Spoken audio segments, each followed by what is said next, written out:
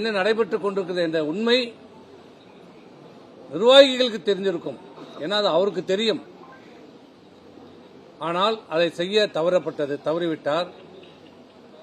இன்றைக்கு இந்த அனைத்து இந்திய அண்ணா திராவிட முன்னேற்ற கழகத்தை ஒன்றிணைக்க மறுத்த காரணத்தால், விலகியவர்களை சேர்க்க மறுத்த காரணத்தால், வலிமையான ஒரு அனைத்து இந்திய அண்ணா திராவிட முன்னேற்ற கழகத்தை முன்னிறுத்தாத காரணத்தால், வலிமையான ஒரு கூட்டணியை அமைக்க மறுத்த காரணத்தால், உதாசீனப்படுத்திய காரணத்தால், நாங்கள் இருக்கிற அனைத்து நிர்வாகிகளும், இன்று அவரோடு இருக்கிற நிர்வாகிகளும் ஆகட்டும், இங்கு இருக்கிற நிர்வாகிகளாகட்டும், எல்லோரும் சொன்னோம், வலிமையான கூட்டணியை வையுங்கள், அமையுங்கள்.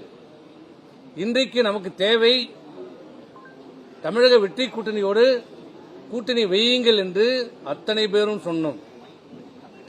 தமிழக வெற்றி கழகத்தின் சார்பாகவும் கூட்டணி வைப்பதற்கு நம்மோடு பேச்சு நடத்தினார்கள்.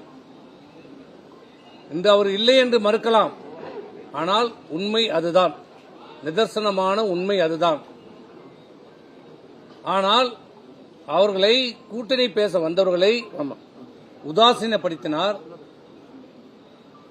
கூட்டணி எப்படியெல்லாம் அமையக்கூடாது என்பதற்காக எப்படியெல்லாம் பேச வேண்டுமோ அதையெல்லாம் பேசி அவர்களை வெளியேற்றுவதிலே குறியாக இருந்தார்.